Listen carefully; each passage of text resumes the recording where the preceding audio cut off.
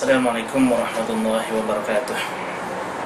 Alhamdulillah alladzi amarna an nandura ma qaddamat li ghad li anna hadha al-hayat ad-dunya la'ibu wa lahu bi ziyadati al-ma'ad. Asyhadu an la ilaha illallah wa asyhadu anna Muhammadan 'abduhu wa rasuluh la nabiyya ba'dah.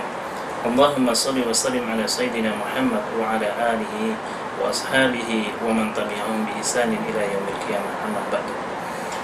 فقال الله تعالى في القرآن العزيز: أعوذ بالله من الشيطان الرجيم وأوحى ربك إلى النحل أن اتخذي من الجبال بيوتا ومن الشجر ومما يعرشون ثم كلي من كل الثمرات فاسلكي سبل ربك ذلولا يخرج من بطونها شراب مختلف ألوانه فيه شفاء للناس إن في ذلك لآيات لقوم يتفكرون.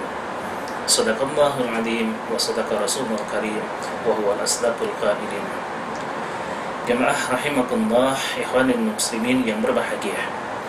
Puji syukur alhamdulillah wa syukurillah senantiasa kita panjatkan kehadirat Allah Rabbul Izzah atas segala karunia nikmahnya yang dinikmatkan kepada kita.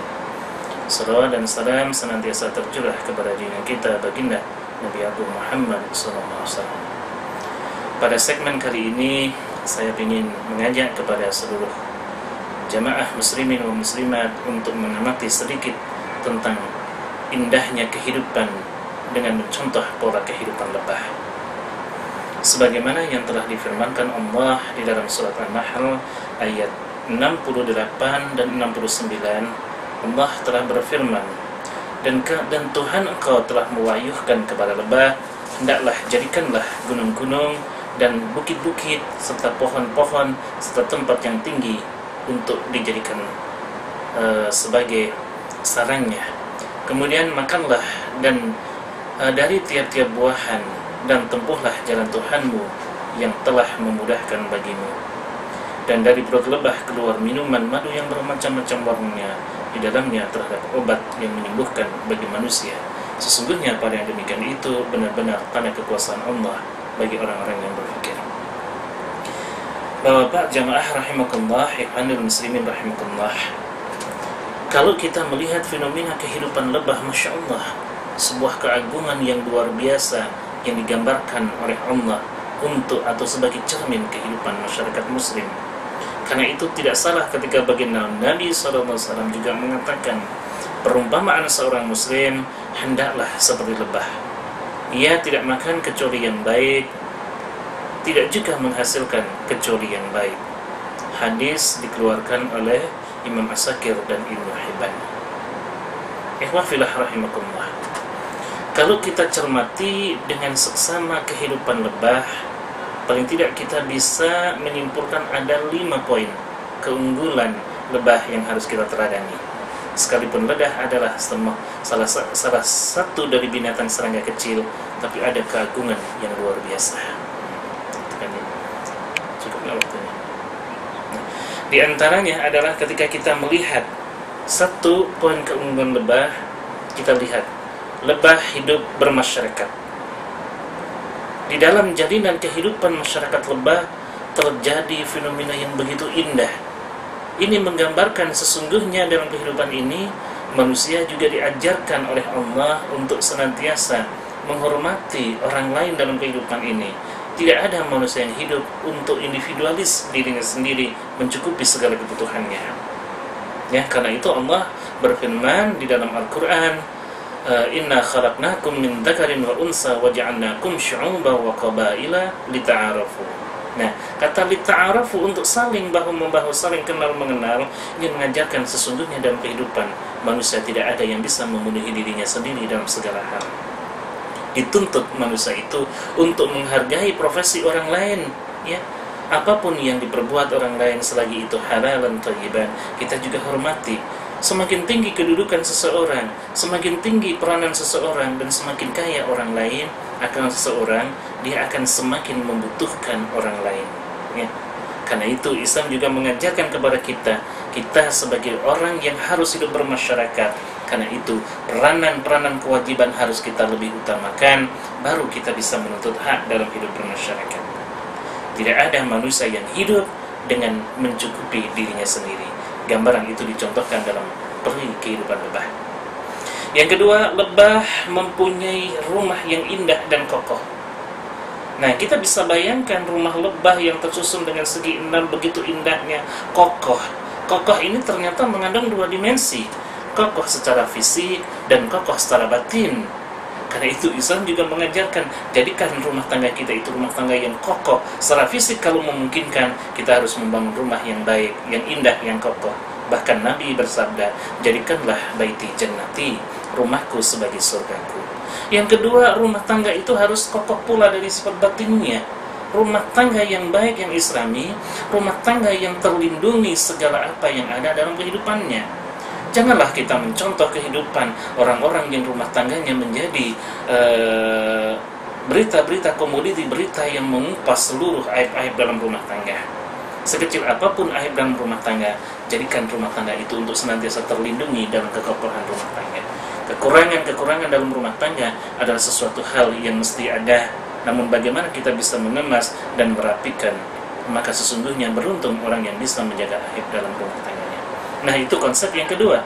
Lebah rumah tangganya terjaga, sekalipun di dalamnya memuat madu, yang kapasitas madu yang ada pada lebah itu sebetulnya jauh lebih banyak daripada yang dibutuhkan, tapi tidak kelihatan dari luarnya. Nah, kita juga begitu, rumah tangga kita itu baik, kokoh, tidak memamerkan kemewahan, namun juga satu sisi kita juga tidak mengumbar aib-aib dalam rumah tangga kita. Yang ketiga, secara singkat, lebah diajarkan Allah untuk mencari makanan-makanan dari buah-buahan, dari bunga-bunga yang indah dan baik. Ini artinya Islam mengajarkan kepada kita untuk mencari rizki yang selektif, sebagaimana lebah mencari rizki selektif begitu baik. Nah, patokan utama Islam dalam konteks rezeki udah jelas, carilah rizki yang halal dan thayyiban. Apapun profesi yang dilakukan seseorang muslim, janganlah merasa minder, merasa malu selagi rizki itu adalah potensi yang halal, yang baik, ya. Namun apalah artinya hidup begitu mewah, begitu terpandang, namun konsepnya, kehidupannya dari rizki-rizki yang tidak baik, dari koruptor, dari manipulasi dan sebagainya, ya. Islam mengajarkan satu titik yang indah. Apapun profesi yang kita lakukan dalam mencari ma'isyah kehidupan, hendaklah berlandaskan kepada dua dimensi, halal dan baik, ya. Halal dan baik. Itu potensi awal. Halal itu mencangkup kaidah-kaidah syariahnya jelas, baik secara zahir pun bukan pekerjaan-pekerjaan yang hina dan memalukan. Dan yang keempat, lebah itu mencontohkan bahwa lebah itu semua berkarya, semua bekerja sesuai dengan potensi. Karena itu kalau kita lihat komunitas lebah, ada lebah yang sebagai pekerja, ada lebah sebagai tentara, ada sebagai ratu lebah, dan masing-masing. Ternyata masing-masing komunitas yang ada dalam lebah bekerja optimal menghasilkan karya terbaik. Nah, Islam mengajarkan demikian itu. Ketika kita jadi pejabat, jadilah pejabat yang amanah. Ketika kita jadi pedagang, pedagang yang baik. Ketika kita jadi petani, jadilah petani yang baik, ya. Di dalam pandangan agama, pekerjaan apapun yang dilakukan seseorang itu sama mudahnya di sisi Allah selagi pekerjaan itu diridhai Allah, ya.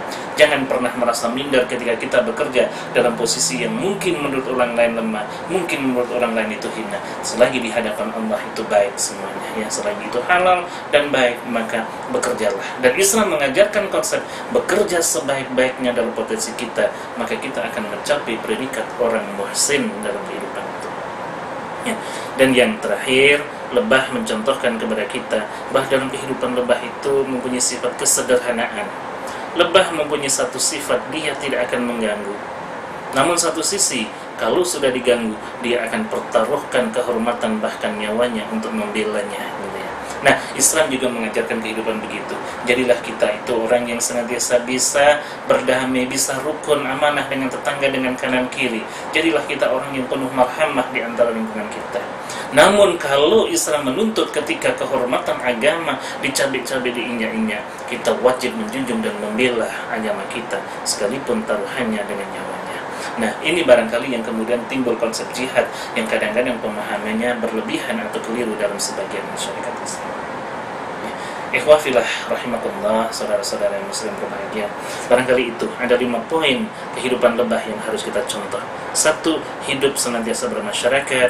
2. Membangun rumah yang kokoh dan indah. 3. Selektif dalam mencari rizki. 4. Senantiasa menghasilkan karya yang terbaik. 5. Sederhana dalam mengerti kehidupan. Kita jadikan keteladanan lebah dalam kehidupan ini menjadi keteladanan hidup umat Islam. Tepatlah baginda Rasulullah mengatakan, jadilah kalian itu seperti seekor lebah yang tidak makan kecuali yang baik dan tidak menghasilkan kecuali yang baik pula. Ketika kita berkarya dengan hasil yang baik, maka hasil yang kita dapatkan insya Allah juga merupakan hasil yang baik. Demikian adalah yang bisa kita sampaikan tentang pola kehidupan lebah. Mudah-mudahan ada manfaatnya bagi kita semuanya. Kita tutup kajian dengan doa kafaratul majlis. Subhanakallahumma wa bihamdika asyhadu an la ilaha illa anta astaghfiruka wa atubu ilaik. Walhamdulillahirabbil alamin. Assalamualaikum warahmatullahi wabarakatuh.